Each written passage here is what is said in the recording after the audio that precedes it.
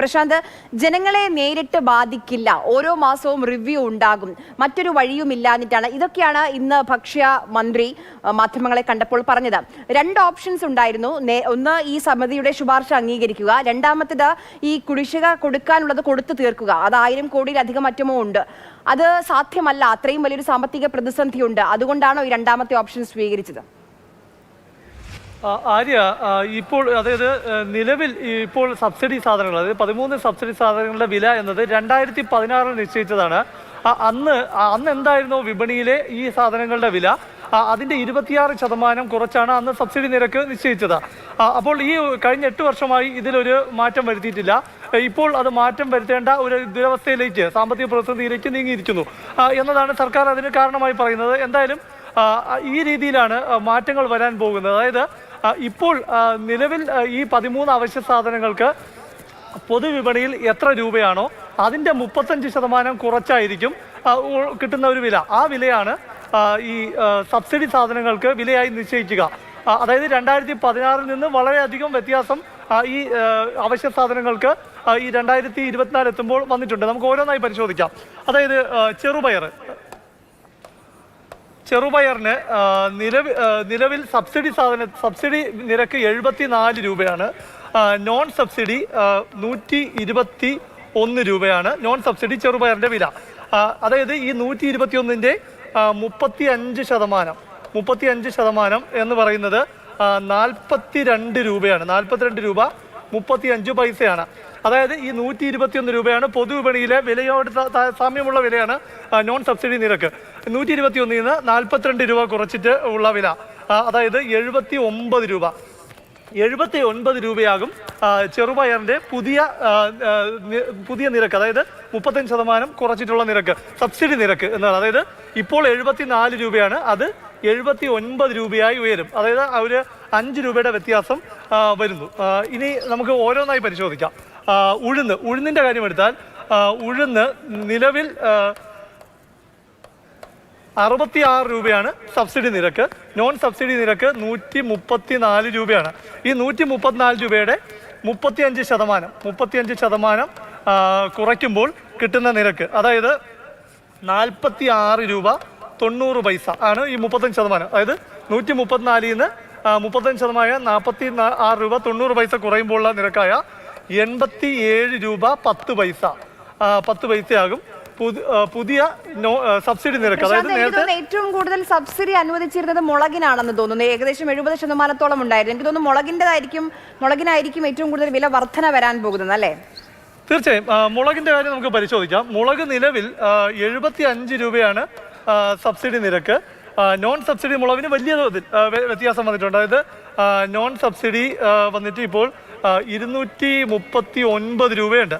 239 രൂപയുടെ 35% എന്ന് പറയുമ്പോൾ 83 രൂപ 65 പൈസയാണ് നിലവിൽ ഇതിൻ്റെ 35%. അതായത് ഇത് കുറയ്ക്കുമ്പോൾ 239ൽ നിന്ന് 83 രൂപ കുറയ്ക്കുമ്പോൾ 155 രൂപയാകും പുതിയ സബ്സിഡി നിരക്ക്. അതായത് സബ്സിഡി മുളകിന് നമുക്ക് സപ്ലൈകോയിൽ ലഭിക്കണമെങ്കിൽ ഏകദേശം 155 രൂപയാകും. നിലവിലത് 75 രൂപയായിരുന്നു. അപ്പോൾ ആ വില വ്യത്യാസം, ഏറ്റവും വലിയ വില വ്യത്യാസം ഉണ്ടാകാൻ പോകുന്നത് മുളകിന് തന്നെയായിരിക്കും എന്നുള്ള കാര്യം സംശയമില്ല. ഇങ്ങനെ ഓരോന്നിനെയും പരിശോധിക്കാം. ഇനി വ്യത്യാസം വരുന്ന മറ്റു പ്രധാനപ്പെട്ട ഒന്നാണ് ഈ വൻകടലയുടെ കാര്യം. വൻകടല എടുത്തു കഴിഞ്ഞാൽ 43 രൂപയാണ് നിലവിൽ സബ്സിഡി നിരക്ക്.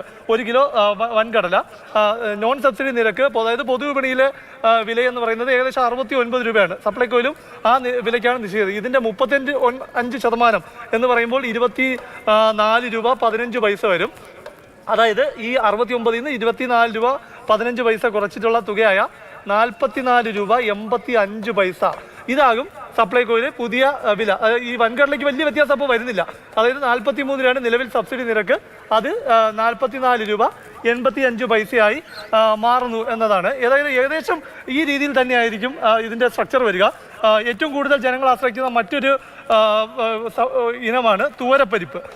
തൂവരപ്പരിപ്പിന് 65 രൂപയാണ് ഇപ്പോൾ സബ്സിഡി നിരക്ക്. നോൺ സബ്സിഡി നിരക്ക് വരുമ്പോൾ 162 രൂപയുണ്ട്. അപ്പോൾ പൊതുവിപണിയിലെ വില 162 രൂപയാണ്. ഇതിൻ്റെ 35%, ഈ വിലയിൽ നിന്ന് കുറയും. അതാണ് പുതിയ സബ്സിഡി നിരക്ക് വരാൻ പോകുന്നത്. അങ്ങനെ കുറയുമ്പോൾ അതായത് 56 രൂപ 70 പൈസ കുറയും. അങ്ങനെ 70 പൈസ കുറഞ്ഞിട്ട് 105 രൂപ 30 പൈസയാകും പുതിയ നിരക്ക്. നേരത്തെ എത്രയാണെന്ന് നോക്കണം. ഇപ്പോൾ 65 രൂപയാണ്. അത് 105 രൂപ 30 പൈസയായി വർദ്ധിക്കുന്നു എന്നാണ്. വലിയ വർധന ഇക്കാര്യത്തിൽ ഉണ്ടാകും. കഴിഞ്ഞ 8 വർഷമായി കൂട്ടിയിട്ടില്ല എന്ന് പറയുമ്പോഴും നിലവിൽ വിപണിയുടെ പ്രശാന്ത്, ഇപ്പം ഈ 5 വർഷത്തെ കണക്കാണെങ്കിലും ശരി, ആദ്യ പിണറായി സർക്കാർ ഏറ്റവും കൂടുതൽ ജനങ്ങളിലേക്ക് മുന്നിൽ എത്തിച്ചത് ഞങ്ങൾ ഈ സബ്സിഡി സാധനങ്ങളുടെ വില വർദ്ധിപ്പിച്ചിരുന്നില്ല. അത് നിയമസഭയിലും അകത്തും പുറത്തുമൊക്കെ നമ്മൾ പലതവണ മന്ത്രിമാരടക്കം ആവർത്തിച്ച് പറഞ്ഞ് നമ്മൾ കേട്ടിട്ടുള്ളതാണ്. ഈ ഓരോ മാസവും റിവ്യൂ ഉണ്ടാകും, വിപണി വിലയ്ക്കനുസരിച്ച് മാറ്റം ഉണ്ടാകുമെന്ന് പറയുമ്പോൾ അത് അത്ര എളുപ്പമാണ്? അതിന് വലിയ പ്രയാസങ്ങളുണ്ട്, അല്ലെങ്കിൽ കടമ്പകളുണ്ടെന്ന് പറയുന്നു. എന്താണ് ആ റിവ്യൂവിനെ ബാധിക്കുക? ആദ്യം ഇതിന് മനസ്സിലാക്കേണ്ട ഒരു കാര്യം, അതായത് ഇപ്പോഴത്തെ വില, ഇപ്പം നമ്മൾ പറഞ്ഞ പല ഇപ്പോൾ ഉദാഹരണത്തിന് ചെറുപയർ, ഇതിന് 121 രൂപയാണ് നിലവിൽ മാർക്കറ്റിലെ വില. പൊതുവിപണിയിലെ വില 121 രൂപയാണ്. സബ്സിഡി വില 74 രൂപയുണ്ടായിരുന്നു, കുറച്ചിട്ടുള്ള വില. അപ്പോൾ ഈ 121 രൂപ എന്നുള്ളത് ഒരു മാസം കഴിയുമ്പോൾ അത് കുറയുകയാണെന്ന് നമ്മൾ കരുതുക. അപ്പോൾ 100 രൂപയിലേക്ക് എത്തുന്നു. പക്ഷേ സപ്ലൈകോയിൽ ഇത് ആ രീതിയിൽ, അതായത് സബ്സിഡി നിരക്ക്, നിശ്ചയിച്ച സബ്സിഡി നിരക്ക് കുറയാൻ സാധ്യതയില്ല, കുറയില്ല. കാരണം 3 മാസത്തിലൊരിക്കൽ റിവ്യൂ ചെയ്യാം എന്നാണ് തീരുമാനിച്ചിരിക്കുന്നത്. അതിനിടയ്ക്ക് വലിയ തോതിൽ കുറവ് വന്നാൽ സപ്ലൈകോയ്ക്ക് സർക്കാരിൻ്റെ അനുമതിയോടെ ഇത് കുറയ്ക്കണം എന്നാവശ്യം. പക്ഷേ പ്രായോഗികമായ ബുദ്ധിമുട്ടുകളുണ്ട്. കാരണം ഇത് വാങ്ങുന്നു, ടെൻഡർ നിരക്കിൽ വാങ്ങുന്നു. അടിസ്ഥാനത്തിലാണ്, അതായത് 130 രൂപ വില, 120 രൂപ വില ഉള്ളപ്പോഴായിരിക്കും ഇവരിത് ടെൻഡർ ചെയ്ത് വാങ്ങുക. അപ്പോൾ അവരത് ആ വിലയ്ക്ക്, അല്ലെങ്കിൽ അതിന് തുല്യമായ വിലയ്ക്ക് മാത്രമേ വിൽക്കുകയുള്ളൂ. അടുത്ത 3 മാസത്തിന് ശേഷം മാത്രമേ റിവ്യൂ ഉണ്ടാകൂ. അതായത് കൂടിയാലും കുറഞ്ഞാലും റിവ്യൂ 3 മാസത്തിലൊരിക്കലേ നടക്കുകയുള്ളൂ എന്നത് ജനങ്ങളെ സംബന്ധിച്ച് ഒരു ദോഷകരമായ കാര്യമാണ്. ഇനി കൂടുന്നു എന്ന് കരുതുക, പെട്ടെന്ന് കൂടുകയാണെങ്കിൽ മാത്രം അത് സർക്കാരിൻ്റെ അനുമതിയോടെ മാത്രമേ സപ്ലൈകോയ്ക്ക് കൂട്ടാൻ സാധിക്കുകയുള്ളൂ. എപ്പോഴും ഏതെങ്കിലും ഒരു ഉൽപ്പന്നത്തിന് നിലവിലുള്ള വിപണി വിലയേക്കാൾ കുറവ് വന്നാൽ വളരെ പെട്ടെന്ന് തന്നെ അടുത്ത ദിവസങ്ങളിൽ തന്നെ ഈ കുറവ് സപ്ലൈകോയിലെ സബ്സിഡി സാധനങ്ങളിൽ ഉണ്ടാകില്ല എന്നതാണ് ഇവരെ അത്ഭുതപ്പെടുന്നത്. ലോക്സഭാ തെരഞ്ഞെടുപ്പ് അടുത്തിരിക്കുന്ന ഒരു അവസരത്തിൽ ഇത്തരമൊരു രാഷ്ട്രീയ തീരുമാനം സർക്കാർ എടുത്തു എന്നതാണ്.